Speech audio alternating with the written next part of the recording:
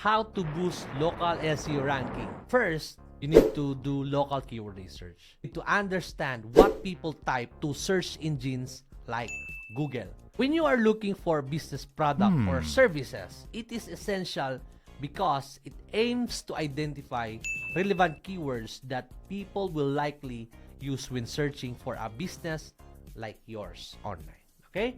Second, claim and optimize your Google business profile. Claim your business profile through Google My Business. Afterward, manage your business profile using Google My Business. Okay? You need to choose the right business type and category. And also, add business hours, photos, and website. Then, get more reviews.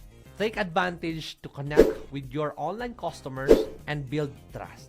If the customers see that you engage with reviews and use them to enhance your business, they can feel confident that your company delivers on what they promise. And keep your site healthy.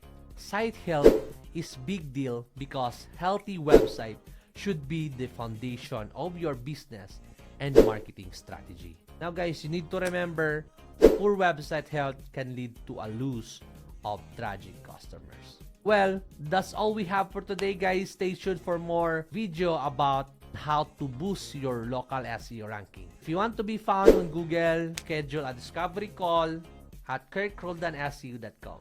See you there.